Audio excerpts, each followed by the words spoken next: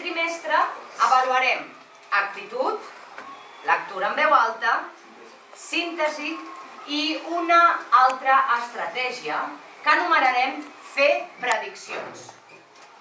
Fer prediccions, així una miqueta al rotllo pitonissa, sí? Anem a veure què vol dir fer prediccions. Saber fer prediccions és com jugar, estic aquí, a fer de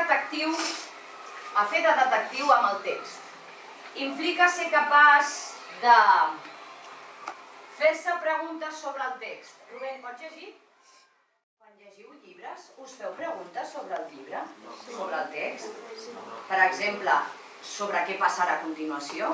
Això és molt necessari i ho practicarem en aquest trimestre. Després de fer-se una pregunta, hem d'intentar respondre-la. Sap què vol dir la paraula hipòtesi? Sí? Ho heu fet servir en alguna altra assignatura, aquesta paraula? En física i química? En quina més? Molt bé, doncs fer hipòtesis és la manera com tenim de respondre a una cosa que encara no sabem del cert si és així o no.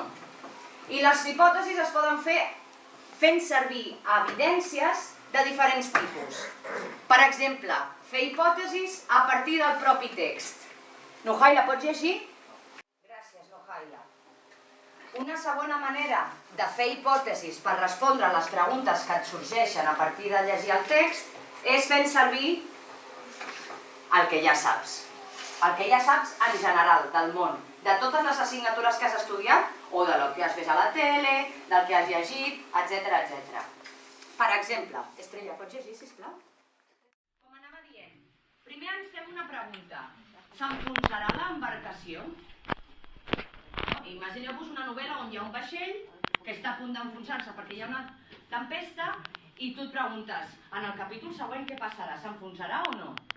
I llavors fas la hipòtesi. Doncs l'embarcació, com que està trencada per la meitat i entra aigua, s'enfonsarà. I això ho saps pels teus coneixements de ciències, no perquè en el text hagis trobat cap pista. D'acord? La tercera fase d'aquesta estratègia de fer prediccions consisteix a validar o refutar la hipòtesi. I com es fa això? Teniu alguna idea de com es pot fer? Seguint llegint, exactament. Segueixes llegint el text i llavors en algun moment donat trobaràs la resposta en aquella pregunta o no. De vegades no trobareu res, d'acord? Però diguéssim, que el procés de verificar, de validar o de refutar una hipòtesi s'aconsegueix, si s'aconsegueix, continuant llegint el text. I llavors jo us pregunto, per què creieu que serveix això?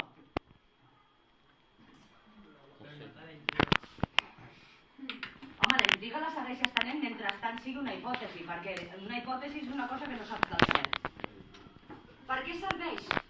Per què us estem ensenyant a fer això? Una idea. Para cuando comprender y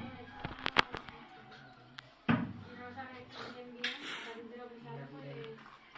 Home, fer hipòtesis és una cosa que sempre us servirà a la vida, però per aprendre a llegir millor, per comprendre millor el que esteu llegint, us anirà bé fer prediccions perquè després, quan estàs llegint, inconscientment, com un detectiu, tu ja estàs buscant la informació per respondre a la teva pregunta i, per tant, entens millor el text, que és, al cap i a la fi, el que nosaltres volem que aconseguiu, entendre millor el que esteu llegint.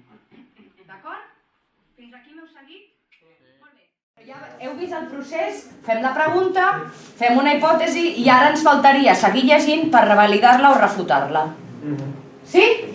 Molt bé, doncs us presento l'activitat.